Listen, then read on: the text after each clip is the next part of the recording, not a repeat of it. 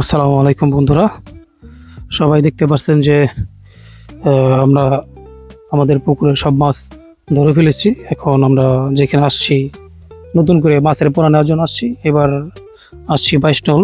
এখানে মাছের পোনাগুলি খুব ভালো। আগের বার যেখান থেকে মাছ নিয়েছিলাম লোকেশনের নামটা বললাম না, ওনারা আমাদের ঠকাইছে আর কি। যেরকম মাছ চাইছি ওরকম মাছ দিতে পারে না, এই বাজে পোনা দিচ্ছে আমাদের।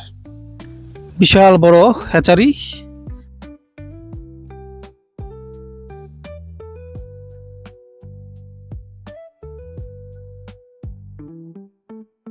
মোটামুটি 22 টনের সব হ্যাচারি ঘোরা শেষ। এখন এক জায়গায় দাঁড়াইছি। এই এই হ্যাচারিটির সাথে, এই হ্যাচারির লোকের সাথে কথা বলে আমাদের মোটামুটি ভালো লাগছে। উনি ওনার কাছ থেকে আমরা পোনাটা নিব। এই যে এখানে ওনারা পোনা রাখে, বিভিন্ন জাতের পোনা এখানে আছে।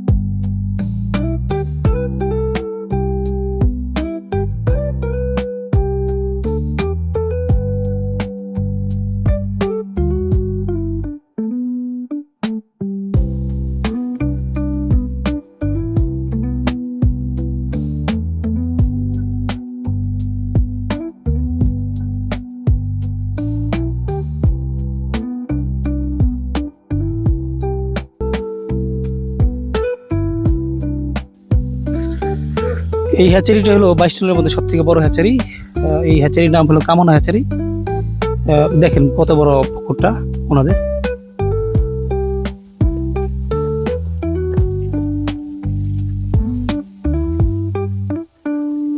আবার যদি 30টাতে থাকে 1 কেজি ওরকম হইলে সমস্যা নাই। 30টা 25টা 1 কেজি উড়ি হইলেও সমস্যা নাই।